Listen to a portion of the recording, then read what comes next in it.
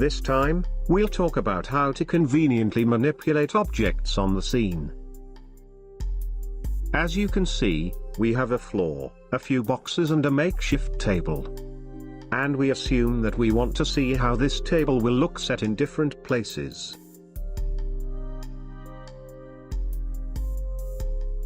So, we can select our table now. But, as you notice, by selecting table this way I've selected other objects too, so we need to deselect them. It can be done by holding Alt and then clicking left mouse button. You can do it with single clicks or by using selection. And then we can move our table and try to place it in different places. Obviously, when I've used selection, I've also selected 6 additional objects: the floor and 5 boxes. In this case, it is more convenient to select 3 parts of the table with single clicks, than to use selection and then deselect 6 objects. To select more elements in this way, just hold down the Control key.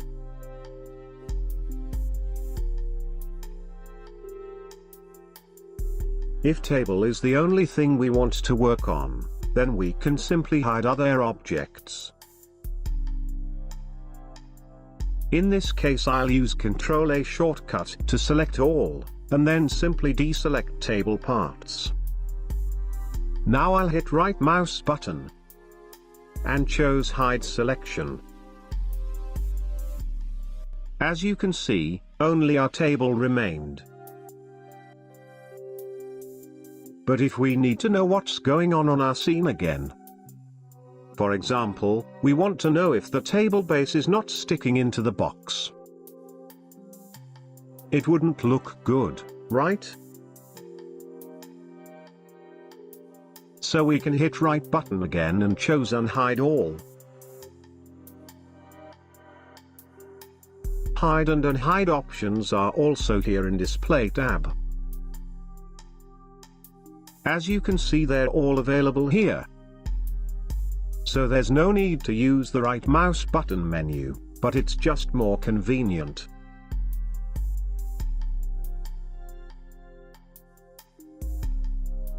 So if we want to see what is happening, but we want to manipulate only a table, instead of hiding, we can use a freeze. Let's select all again and deselect our table. Now right mouse button again. And this time chose Freeze Selection. Selected objects have become gray, which means they are blocked and cannot be manipulated. We can select and manipulate only our table now. Now I can easily select all elements of the table without accidentally selecting anything else.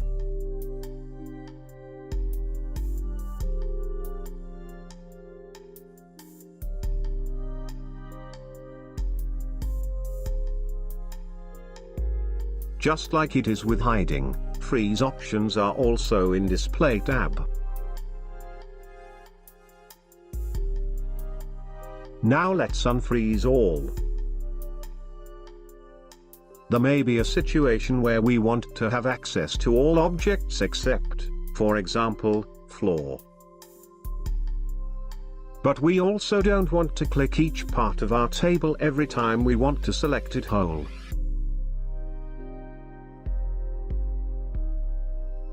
In this case we can simply freeze the floor only.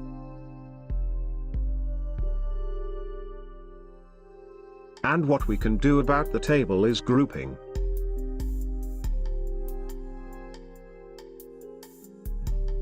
We create group.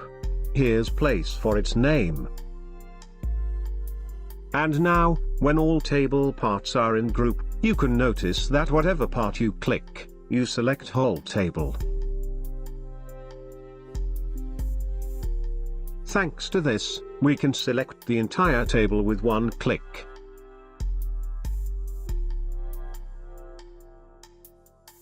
While table parts are grouped, we still have access to all of them. All you need to do is to select the table. Then go to Group menu, and now you can see that Open button is active. Let's click it.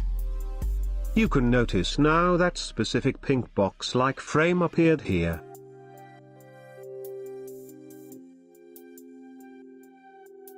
Now I can edit each part of the table again.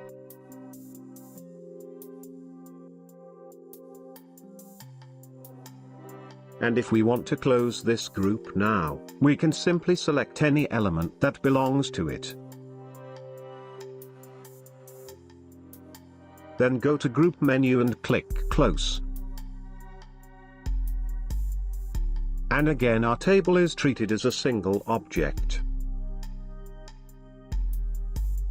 Of course, we can also ungroup it all. And then we are at the starting point.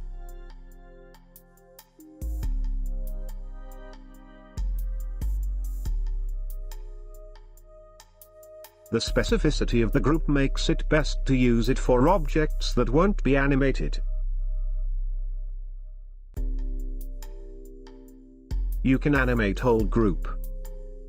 For example, I can group our table again and animate this group. But it's not recommended to have an animated object within the group. In our example, it shouldn't be that some part of the table is animated. This may cause some serious problems in later work. Groups should be created only for objects that won't be animated within them. Animating the whole group will not cause any problem, but an object inside it will. But let's say we want to animate each element of our table.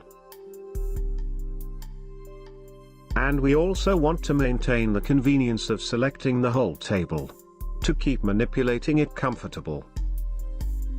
Then, instead of grouping, we can use linking. In this case, top of the table is the element which is easiest to select. So we can simply link remaining elements to it. And now we can manipulate whole table simply using its top.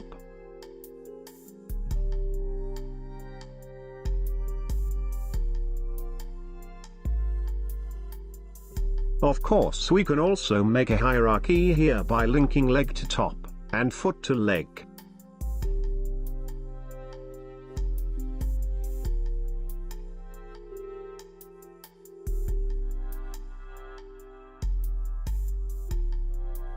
In case of our table, there's no problem.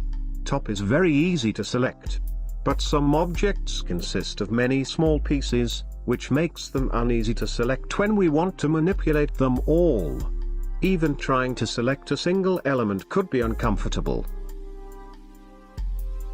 And that's the moment when we can use helpers. It's in Create tab, and here in Helpers tab. Let's try to create dummy.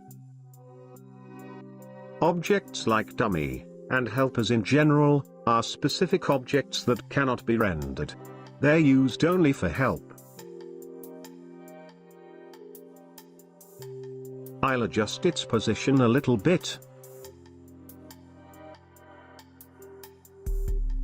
Now I can select table parts and link them to dummy.